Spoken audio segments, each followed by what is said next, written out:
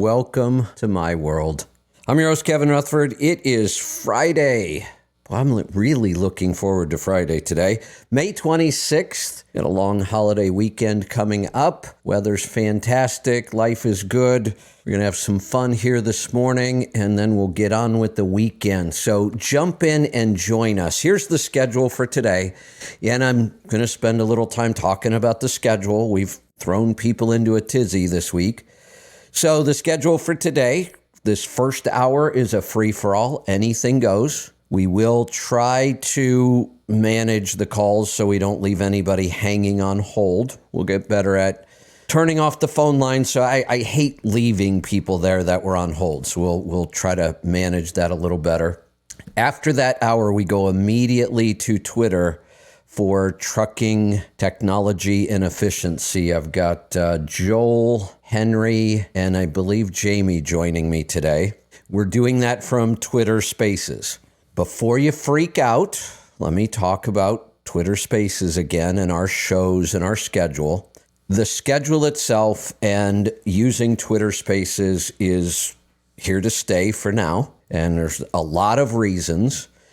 It will be a little chaotic for a while, but only because we really want to work out the best schedule possible. It's the only way we can do it. We just got to go through some pain. We'll get this figured out. We want to be able to add more shows. I want to be able to do more shows, but we just have to get the schedule right. We're working on that. Now, a lot of people freaked out. Why are you doing Twitter Spaces? You built your own app. We have to go to Twitter to listen. No, you don't. I solved that. I said I would. Took me a week. I'm not kidding. I solved it about 30 seconds before we started our Twitter Space yesterday. In between when we were live on the app and then we went to Twitter, the cable came that I had been waiting for. I hooked it up. I thought there's no way I'm going to be able to get this figured out before the show starts, but I did. And our Twitter Space was live yesterday. If you were listening on the app yesterday, you got to hear the Twitter Space as it was happening. We've figured out the recording of Twitter Spaces, so that got done yesterday. And Aaron is busy working on a process so that the Twitter Spaces get added to the app, usually within 24 to 48 hours after the event's over. Then it's on the app forever. You can listen to it whenever you want. We're working on automation for all of this so that those shows will be available within minutes after they end. So as a listener, you don't have to go join Twitter. You don't have to do anything different. You'll still hear the show on the app like you always do, or you can listen to it later on the app. So nothing changes for you. You'll notice that Spaces are different than our regular show. That's the point. I believe that Spaces is a better... Now, at some point, I believe we'll be able to do this all on our own app. We may continue to use Spaces, though. We have got to grow our tribe. We have to. Since we left Sirius, it has been a slow decline of revenue for us. And we can't do this much longer. We're putting out a ton of money right now, spending a lot to get all of this infrastructure up. We're spending a ton on programming. And because we're focused on that and we don't have that reach of Sirius anymore, which brought in new listeners constantly, our tribe is shrinking. That's what happens in business. You're either growing or you're shrinking. There really isn't much in between. And in essence, we were shrinking for a year. People retire, people get out of trucking. And if you don't have new users constantly, you will start to shrink. And we can't do that. So we've got to take a little bit of our focus off of content and building out our platform, and we've got to start bringing in new listeners. You can help us with that. Tell people, share things on social media, retweet our stuff if you are on Twitter. We've got to grow this, or this may not exist. I'm not saying this to get anybody to go buy a bunch of stuff. I'm just letting you know why we are doing things the way we're doing them. If all we did was build our app and our private websites where you have to pay and nobody knows about those, we would not be attracting any new listeners whatsoever. Just maybe some referrals and things like that. We have got to get our material out in other places to reach new people. And right now, Twitter by far is the best. Within the last couple of weeks, just starting the spaces and me being really active posting and getting more active in the trucking community on Twitter, we're starting to see some new growth already, and we need that. It will benefit all of us. The more support and listeners we have, the more we're able to offer free the way we do now. All of our radio time right now is free. That's going to end soon. The model that we're working on, I've talked about it before, we're still tweaking it, is we want to provide at least 1 hour of content every day free. And again, that's part of marketing. If we locked it all down just for subscribers, again, people aren't hearing our content. So the plan is 1 hour every day free, and that hour will be broadcast everywhere we can find to post it. The rest of the content will be paid. You will have to be a subscriber. We're trying to put together packages that are really inclusive of a lot of our services and give you a couple different options on pricing. We want to keep this really inexpensive, and that's why we need more people. If we had only 1,000 listeners and that was all we were ever going to have, we'd have to charge everybody $50 or $60 a month.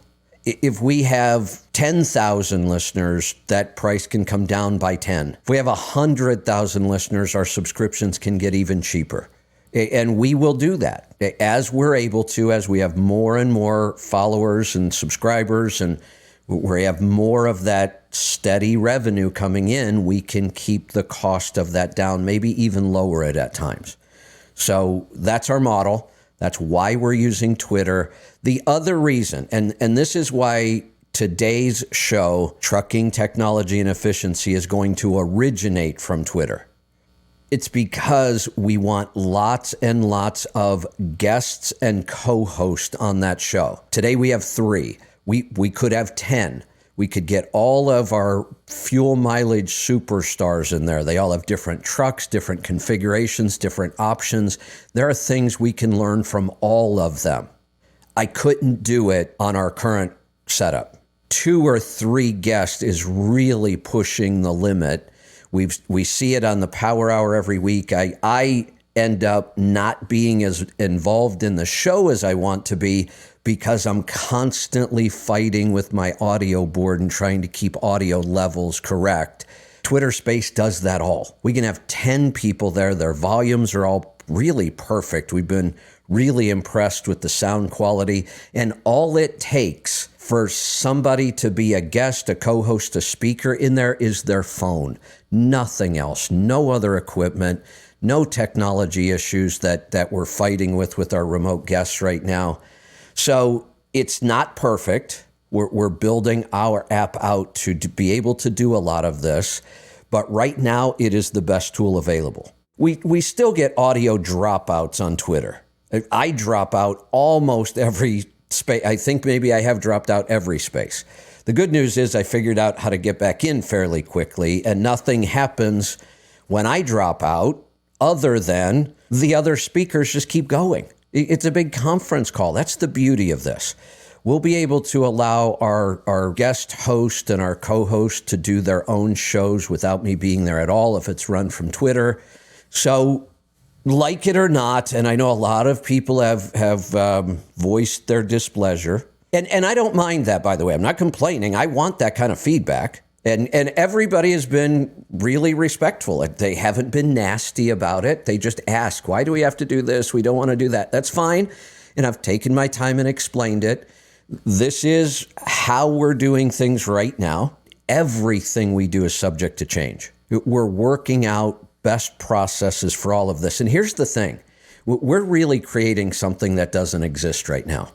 We're trying to bring together 3 technologies and make them available all in one place. So you have live radio, which, I did for 15 years on Sirius. And that's a specific format. You start at a specific time, you end at a specific time. You have callers, you have to go to breaks, all that stuff, commercials. I hate that whole thing. Let's throw that out. Let's build a new model. And that's what we're doing.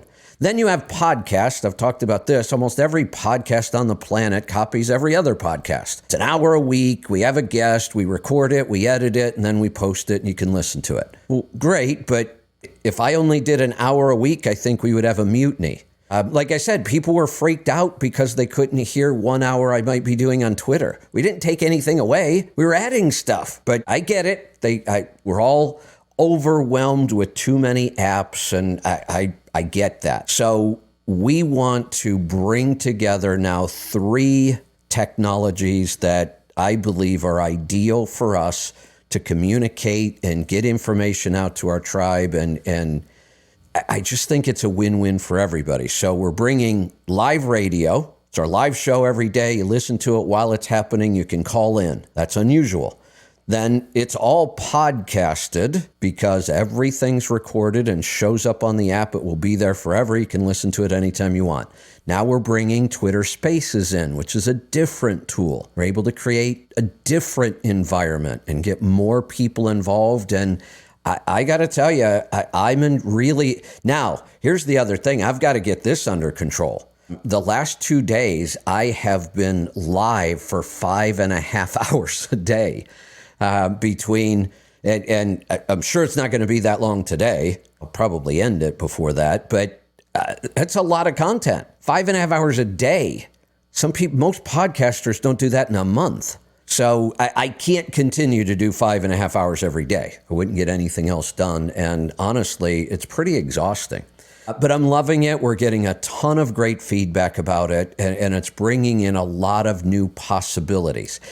I've talked about this idea I have for a show, and it's really based on social media now on Twitter. And it's the title of the show would be something like Trucking Around the World. And yesterday, we weren't trying, haven't done anything with this idea yesterday, but yesterday on the space, I just happened to notice there's some guy in there from Rwanda, and he's a truck driver in Rwanda. And he even, once I kind of said, hey, I kind of gave him a shout out, he requested to come in as a speaker. And we were talking to him about what trucking is like in Rwanda. It's kind of interesting. You know, they had a lot of new equipment, like kind of European style cabovers that were fairly recent. And yet when we talked to him, I got the feeling that trucking in Rwanda today is kind of like what I've described trucking in my grandfather's days. No interstates, no truck stops, no food. It's kind of bizarre that equipment-wise, they're really not that far behind. Yet in the trucking world over there, it's like 80 years ago here, before we had interstates. I thought that was incredibly interesting. I would love to hear a bunch of Paul's mates from New Zealand and talk about New Zealand trucking. And maybe we should get Paul to be the host on that one, or at least a co-host with me. And Australia's got a lot of interesting stuff in trucking. Europe, I got to get our European correspondent, Kevin Sullivan or O'Sullivan, with us on that one, because he's really up on, trucking around Europe. He did that for years. I just think that would be a really fun show. And it's not going to happen any place except Twitter, unless we can build out, and we might. If you have to call into our system from these countries, that's not going to work all that well. So right now, we could pull off a show like that on Twitter. Broker Connect, a show I've struggled with for years. I want to make it happen. The first time I tried, we couldn't get callers.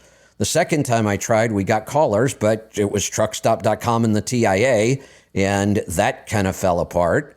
So now we want to bring it back again, and I've got a couple things on this idea all coming together as well. Let me get back to my notes, because I made some notes about this last night. I just remembered this. I'm going to spend a little time on this, actually. I've got one call. If you want to jump in, go ahead and line them up. But I want to spend a little time on this concept right now, since I don't have a ton of calls waiting. So I'm going to bring several things together here right now. I've been talking a lot and posting a lot, mostly on Twitter and our sites, about supply and demand and why this is such a hard concept to get our head around in trucking. I used to think, why can't people get supply and demand? It's really easy. But then I realized it's only easy because I understood supply and demand in general and then applied it to trucking, where it's quite a bit different. And here's why. One factor that changes this equation in trucking is that, so quick intro lesson on supply and demand. In trucking, demand means how much freight is out there that needs to move by truck. That's the demand. We've just seen the biggest shift in demand that I've ever seen in 40 years. We went from crazy demand, freight everywhere, rates through the roof, and the bottom fell out. Now we have very little demand and rates are down. If that doesn't prove to people that this is supply and demand, rates are about supply and demand, not brokers, not big carriers. It's about supply and demand. This should have proven it, but people still aren't getting it. What complicates it in trucking, the demand is how much freight needs to be moved. The supply is how many trucks, drivers, and trailers are available to move that type of freight. Now, it gets complicated in trucking because we do have different types of trailers and different types of freight. So there may be a time where the demand for flatbeds is red hot and the demand for expedited is freezing cold, or any other combination of all those different kinds of freight. That confuses the issue. There's a bigger issue that's confusing. The supply, remember, is trucks, drivers, and trailers. They move constantly. And something dawned on me last night. If we want to build a more efficient freight system where we minimize empty miles, we maximize rate, we've got to figure out where all the supply is. That's what we're missing. Somebody mentioned, it might have been me, that artificial intelligence may help us solve this issue. And then I figured out, I don't think artificial intelligence could fix this right now. And here's why. We don't know where the majority of the supply is, and we have no way to know. We know where carriers' trucks are. Big carriers monitor their trucks. They have tracking. They work with their shippers, and that works well at the big end of things. But we know that 90% of the freight in the country is not moved by big carriers. It's moved by small carriers. We don't know where they are. We've talked in the past about why it's such a good strategy to post your capacity on the load boards, and yet it's almost impossible to get owner-operators to do it. And I understand why. They don't want to get their phone blown up by brokers or their email. So we need to solve that problem. Actually, we have already. I'm going to talk about it a little bit today, and then we're going to get a guest on the show probably next week. And this is a Twitter connection I made. This finally clicked with me. We don't know where the capacity is because the capacity is all small carriers and they don't tell anybody. It's like they don't want anybody to know where they are. So a couple of things have happened in the last couple of weeks. All of the talk with David Owen and myself, we've had several long phone calls, talked through lots of ideas, and we found out about his private broker network. 250 or so brokers that he has been working on for years and years. He's vetted them. He makes those that private list of brokers available to his members. That's one piece. That's a great piece. And we may work with that list of brokers to bring back Broker Connect. Then there's somebody who I had on my space yesterday, and he has a website called Lost Freight and an app called Lost Freight. Now, he spells freight FR8, the number 8. FR and the number 8, freight. So Lost Freight. Here's what his app does. It's actually really simple and powerful.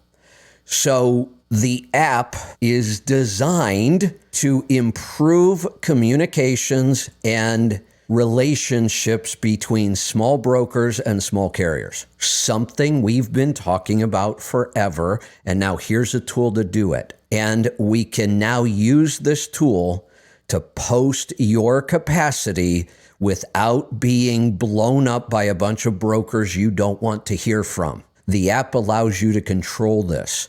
If we were to use the guy who wrote this was a broker for 7 or 8 years now. He's also a software developer, so he wrote this app.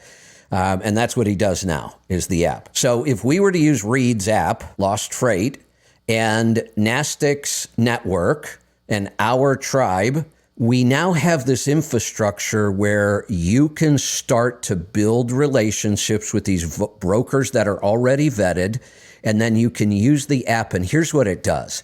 You just the app knows where you are, and you just post to your brokers where you are. It's really as simple as that. And then there's just easy communication tools in there. And what he's developed is exactly what I've been asking for a long time. I said, I don't want these apps and digital brokers that are trying to replace the relationship completely. From the broker's end, they want to automate all of this stuff because that's how they make money. They have to move loads in bulk. They don't make a bunch of money on each load. I know owner-operators think they do. They don't. You have to have volume as a brokerage. So from the brokerage side, they want to use this to just be able to move more and more loads. And that's where Convoy and the digital brokers are going. I think that's a mistake. I think that's a race to the bottom on both rates and quality. I want the technology to enhance the relationship, not replace it. Let's make it easier for a small broker and a small carrier to work together. But there still is going to be a relationship there, a direct relationship between the two human beings, not your AI bot talking to my AI bot. That, I think, is a race to the bottom. And that's going to happen in our industry. It's already happening. I want to go create a different environment where we're using these tools to enhance the relationship and provide better service to the ultimate customer, the shipping community. I posted an idea yesterday, and I know it's a crazy idea, but I'm going to throw it out there anyway. I came up, if we're going to do Broker Connect and we're going to work with these tools and we're going to build relationships, let's go one more step. We'll call it Take Your Partner to Work Day. I want some of our small brokers who are looking to build good relationships with owner-operators and small carriers to have a program where when they go on a sales call, they take an owner-operator with them. Go see what it's like to go sell freight to the customer and listen to the complaints they have and what you have to do to service that customer. Then go out on a broker with a cold call. A customer you don't know, have no relationship with, and you have to walk in the door and try to sell them. I think it would give owner-operators and small carriers an appreciation of what's happening on that side. And then on the other side, I want owner-operators who are able to take a broker with them, not on a full trip, just for the pickup or delivery part. Let them see what you have to deal with on these loads. I think if we could pull that off, that would be an awesome program. I'm going to go to the phones. I've only got one call right now. It seems odd, although sometimes that happens when I'm talking. I'd like to believe that people don't want to dial the phone. They just want to sit back and listen, but we'll see. I'm done. I'm going to go to the phones, and we've got a half hour here for calls, so jump in and join us. We're going to get started in Massachusetts today. AJ, welcome to the program. Hey, Kevin, thanks for taking my call. I'm definitely one of those that just like to sit back and listen. I'm a professional listener. Well, you jumped in, though. Thank you. Getting on the spaces. Yeah. Well, I'm trying to work on my outward skills. Good. Verbally rather than, because I'm a good listener, professional, mastered that, but I got to get better at talking, collecting my thoughts, putting them out. You know what? I have the opposite problem. And it's not good either. I mean, I have to work on that. I even use the phrase, God gave us 2 ears and 1 mouth for a reason. We should listen twice as much as we talk. That's a challenge for me, though. I talk a lot. I talk over people. I know I do. It's how I am. It's like I can't stop my brain, and then my brain engages my mouth and I just start talking. So I spend time sometimes working on trying to be a better listener. Right. Yeah. Well, luckily for us, you got a lot of good things to say and to be learned from. So it's not a terrible problem. Good. What's on your mind today? So before I get to what I called about, I'm really looking forward to getting the brokers and the owner operators and carriers together in different medias. It's going to I think open up a lot of avenues for different people. So some people listen to the show, some people listen to just a different realm of individuals. They're on Twitter, they're on social media more, and not so much individual apps, but listening to the show. Yeah, and I know and Jamie made the point in a tweet earlier about one of his favorite brokers listening yesterday, which otherwise may or may not have listened to the show, and just getting that information out to them. Yep, great point. And I know there are people who are frustrated with Twitter and Spaces and everything we're doing, and all I want to say is just relax. We've got this. We're going to make a bunch of mistakes right now. I promise you. That's my business model. We are trying to build something nobody else has built. It doesn't exist.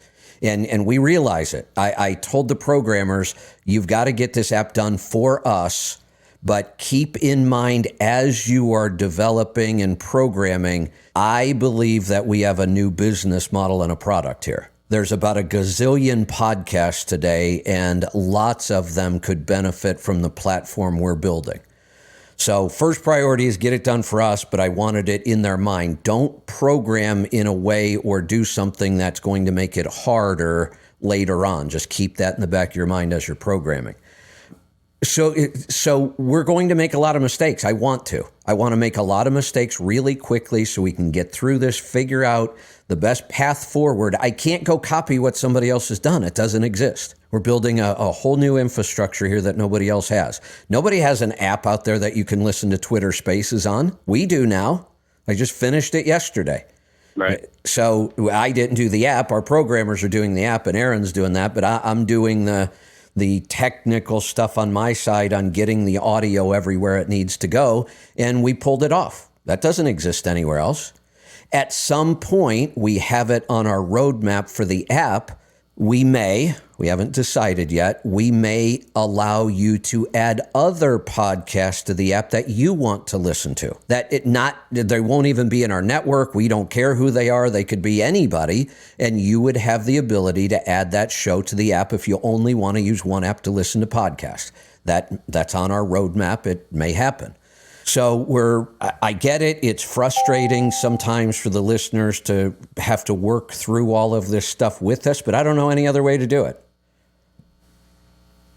Yeah. I think it's going to work out well. I think one of the most important I'm looking forward to is the small amount of brokers that are out there that really want to do a good job and have a relationship with carriers, and on the other side, carriers is a small amount that really want to have a good relationship with a good broker. I feel like both of those are as a small percentage on either side that want to get together, and it's important to get them together.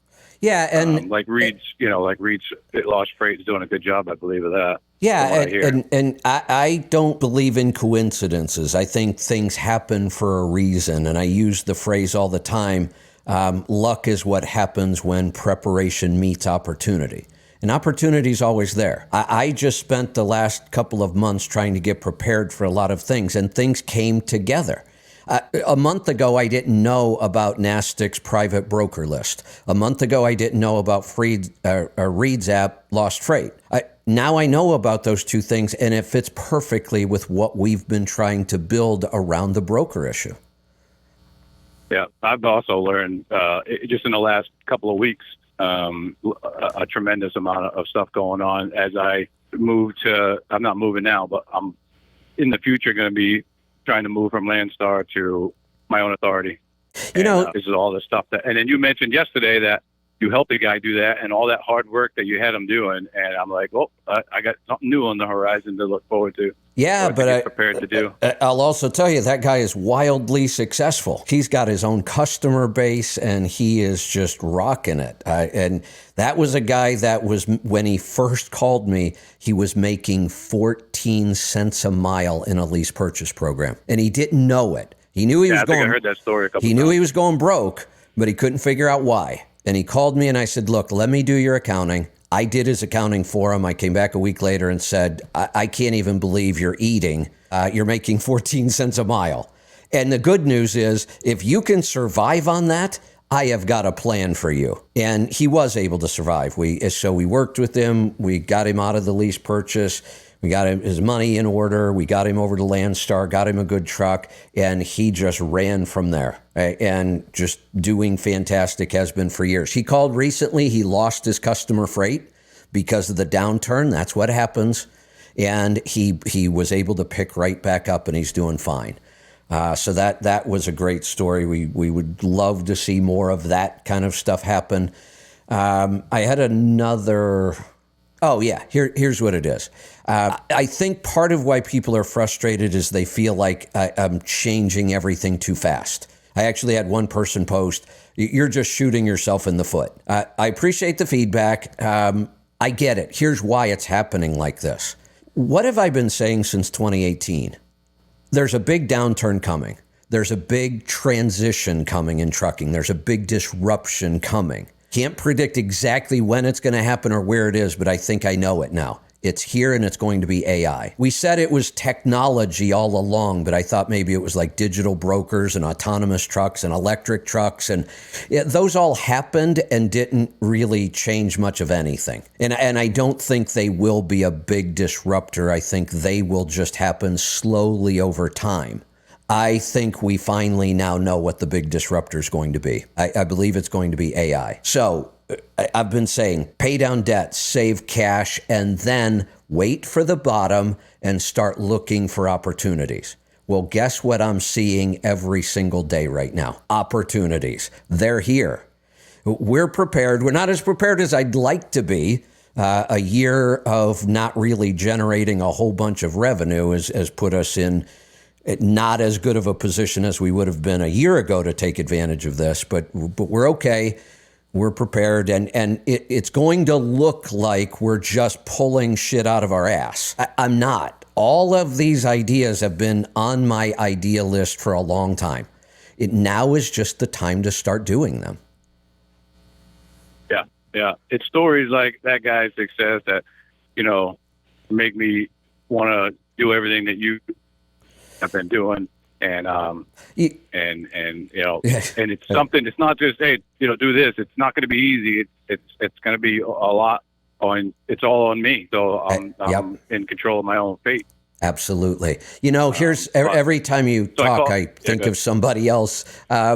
Here's another one, and I'm not really trying to justify Twitter. We're going to be using it. People will get over it or they won't. I made a connection with a tribe member that I haven't heard from in years. And he's got such a great story. I love every time he talks, and he talks a lot on Spaces. I don't know that he's ever called the radio show. I'd have to ask him if he did way back when. I believe he came to a CMC the first time in 2014, and I think he came again in 2015. And he had 10 or 12 trucks. He's now got 80 trucks, and he has one of the most interesting trucking businesses I've seen.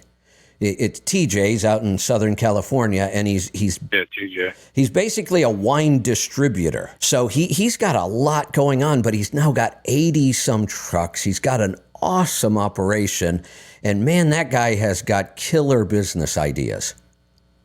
Yeah, he's hit some snags and overcome them. And it's great to hear all those, how his mind works, and great decisions. There's a great resource if somebody wants to learn more about growing a fleet. He's been wildly successful at it. He shares all of his ideas, but yet he was not active on the live show at all. Not even when I was on Sirius. Like I said, I don't know if he ever called the show. I don't think he did. We met him at CMC. I talked to him. I got to know him. And then he was just kind of gone. Well, now he's the most active caller we have on Twitter Spaces. I mean, he will become a regular, a co-host, a guest. He's got so much to offer. It wouldn't have happened if I wouldn't have gone back to Twitter. Yep, which is exactly to my point. Oh, you're starting doing to... that and calling the show, and it's... There you go. You're back. Yeah, I'm going to the Berkshires, so I'll go climbing the mountain out in the Berkshires. So what I called about was I started yesterday with, hopefully I hold the signal. All right. I started yesterday with, a little bit of my story of Landstar. It was kind of like a warning to those that are coming up. I fell into that trap I swore I wouldn't do, and that's spend more money than I was making, seeing it come through and be like, oh, I can do this and I can do that. And I used the profit gauges to see that before it got too bad, to see the numbers changing before it was unfixable. Congratulations. So that's what I was calling about yesterday. I never really got to that point. Yeah. We had that guy call from Rwanda. I know. Chime in, so everything got great. Yeah. Plus, I came to the house, so I was like, you know what? I'll just call later or bring it up tomorrow on Spaces. So, Perfect. yeah, you just gotta seeing those numbers change, and it's like, whoa, hey, hold on a minute, I gotta time out. Exactly. And recollect. So now I'm in recovery mode. So I pushed back, my time. I've been with Landstar 2 years. I told you, earlier about how I went from learning to stop doing this and do that, and then now I'm pretty much on a dedicated run where these loads never even hit the board, and the agent calls me on every Thursday. Hey, next week good for you? Yep, those 2 loads. So I'm down to 2 rounds a week. 1 round covers my business. I can live off 1 round, but I do 2. The rest is just gravy. So nice. Trying to do all that stuff, and I'm willing to help anybody who wants to try to figure out how to do that. There you I'm go. not gonna hold their hand, but Right. I'm willing to give advice on that side. So Excellent. other than that, that's all I had today. All right, that's all we need. Thanks for the call. We got a bunch of calls now, so I am going to. Oh, Morgan already did it for me. We turned off the calls, so don't keep dialing. We have plenty of calls. In fact, I need to kind of get through them here.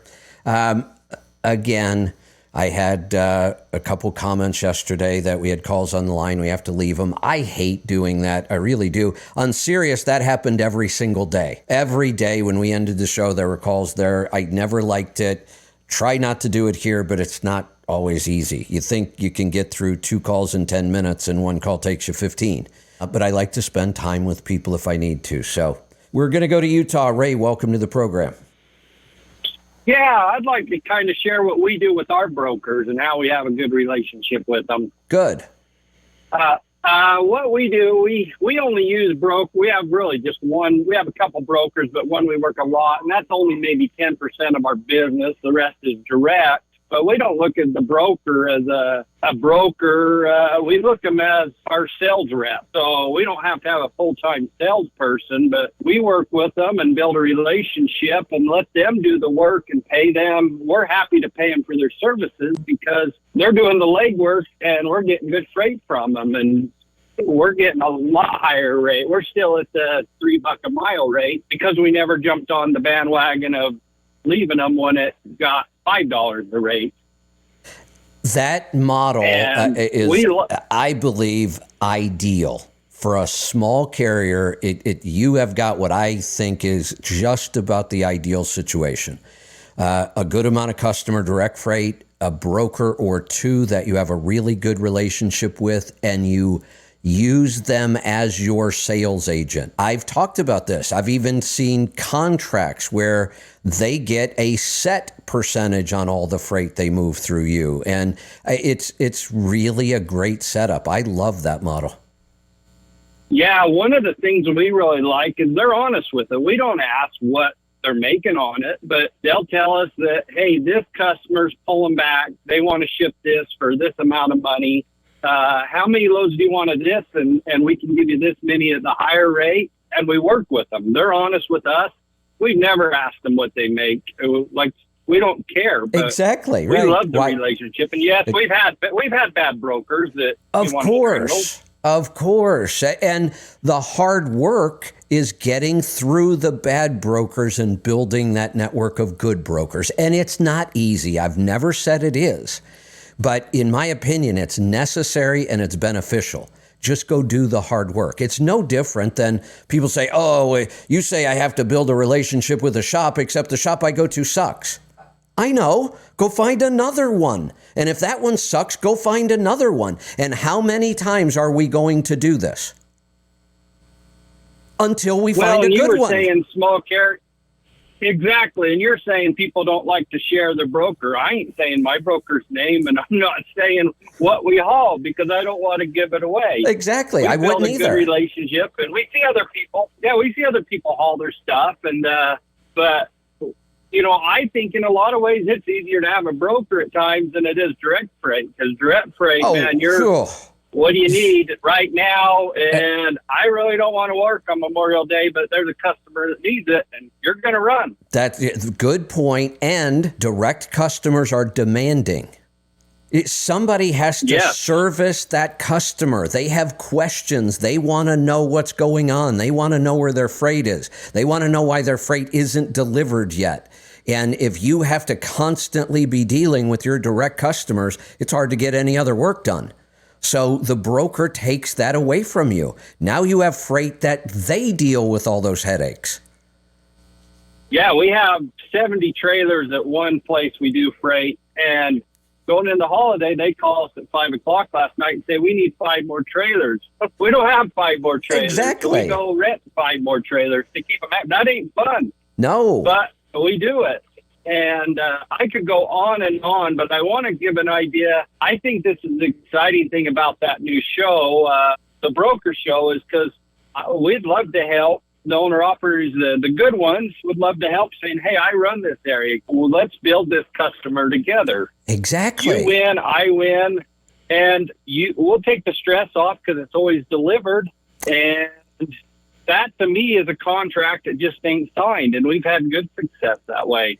And let's compare it. So freight brokers did not exist for the most part until after deregulation. So the freight broker industry is newer than the computer industry. That's one thing we should probably understand. So is it a little chaotic? Yeah, it's a new industry. It's still young when you think about it. Even 30 years old is young. When you look at trucking, it's been around for 130 years. So it's still a fairly new industry. Didn't exist really until the early 80s. But since the early 80s, that's 40 some years, this model hasn't changed. Small carriers and owner operators do nothing but bitch about brokers. That's the norm. And I will say small brokers do a lot of bitching about owner-operators. Where has it gotten us? Has that system gotten better over the years, or has it actually gotten worse? It's gotten worse. I used to be a broker in the late 80s, early 90s. It wasn't this bad at all. I mean, I didn't have problems building relationships with owner-operators. I had tons of them. That was when we were trip leasing still, and I had my office at a hotel. I rented a hotel room, took all the furniture out of it, made it into an office right next to a little truck stop, which was a common thing back then, because when you trip leased, you had to come and get my signs. You know, I'm sure there are plenty of people who remember that. Mm-hmm. But that was it. The relationship wasn't bad back then like that. It's actually gotten far worse over these decades. So when does it become insanity? When do we keep doing the same thing, thinking we're going to get a different result? I think we've blown way past insanity. It's time to try something different. I agree 100%, and I could go on, but one quick thing. I love the Twitter space because I even don't mind paying when you go to that because it's kind of like we're too busy. We're out driving, we're fixing trucks. This gives us an opportunity to network all over the U.S. or even the world.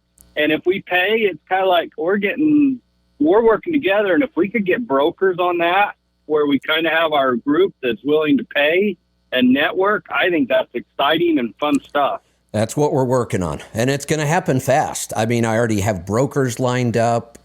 We've got NASTIC on board. We've got this software piece on board that makes this really work well. It's already happening, and I think it's going to happen pretty quick. I'm excited about it. Well, I'll let you go get the other cars. I'd like to give a shout out to a great broker, but I ain't saying who it is. So good day for the brokers. Thanks for all their work. All right. Thanks for the call. I love it. Let's go to Oklahoma. Howdy. Howdy. I heard you mention my name, so I thought it was a good idea. But the only drawback is the time difference. Because in New Zealand at the moment, it's 10 to 4 tomorrow morning. And over there in Perth, Australia, it's 10 to midnight tonight. So let's. I think we can make that work though, because if it's 4 o'clock in the morning right now, then 4 hours from now it's 8 o'clock in the morning, and it's really only noon or 1 here for me. Yeah, that could still work. Yeah. Yeah, I can think of some guys that might be interested in doing it. So Yeah, and you're the perfect host, so you have a new job. You didn't even apply. how much will I get paid? How much will you pay me? As much as I get paid. Okay, right. As much as I get paid for my radio time. There you go. Which is the same that you pay me for my call time. Exactly. Right. That's why we have to figure out a way to monetize this. And no, I am serious about this. At some point, I would like to be able to pay these hosts. I don't expect them to do this for free. Now, they're getting good exposure.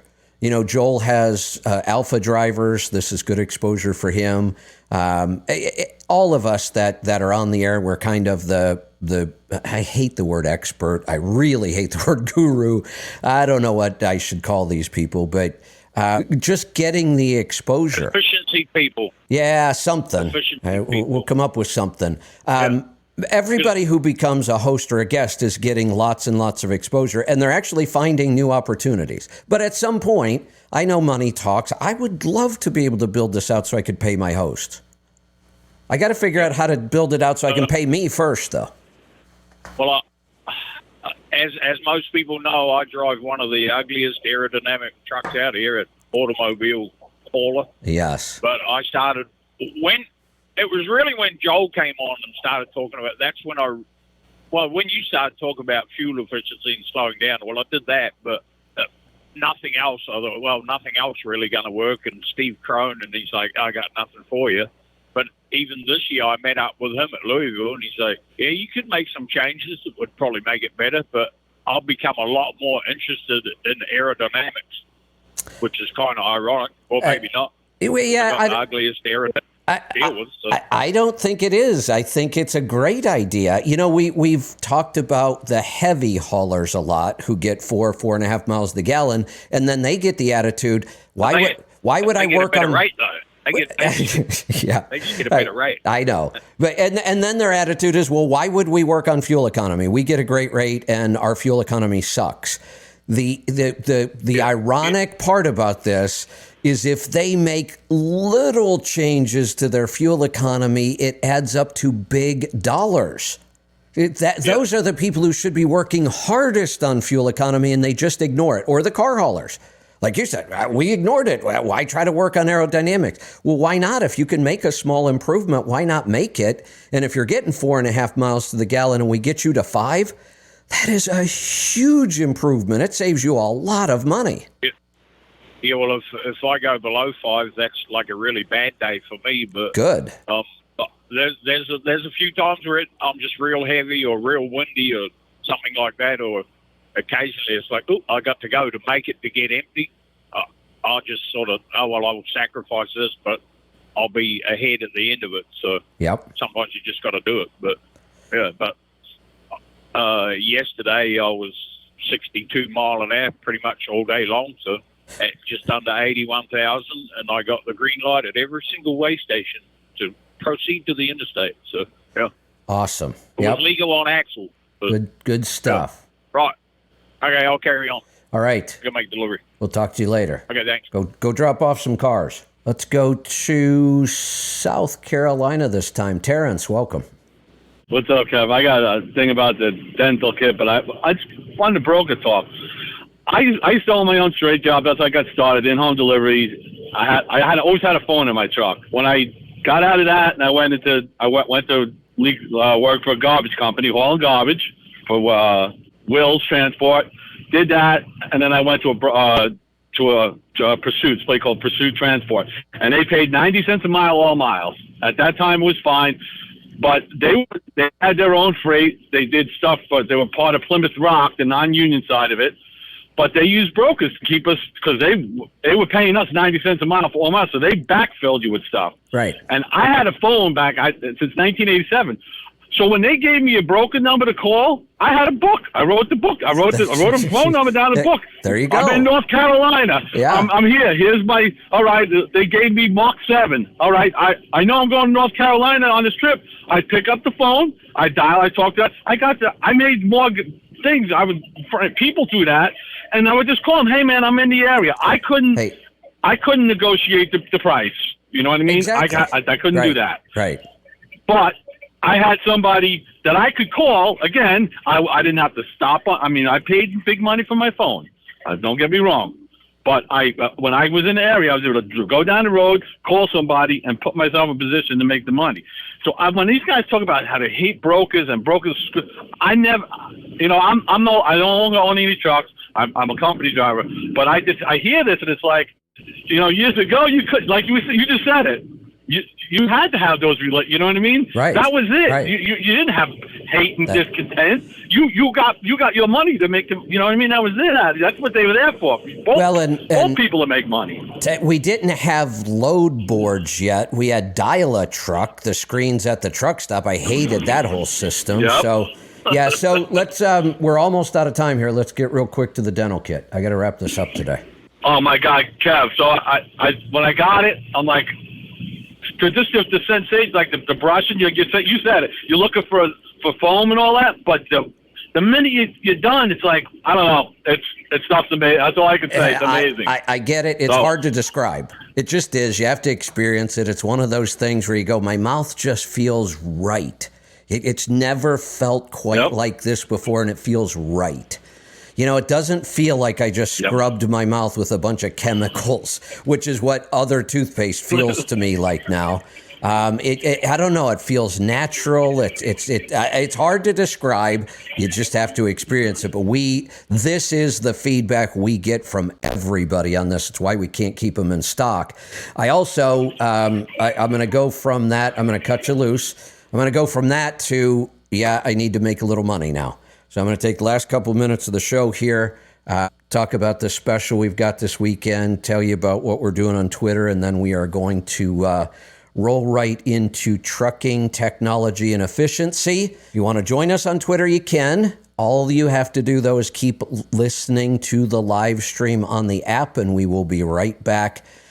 Minutes after we drop off here, we should be right back on Twitter, as long as my technology holds up today. So we'll see you there. But I got to make a little money. Come on over to the store and support us, and I'm going to give you the best reason ever. I think Lisa has lost her mind. Actually, we need to clear out a bunch of inventory. Stuff that's been around, good stuff.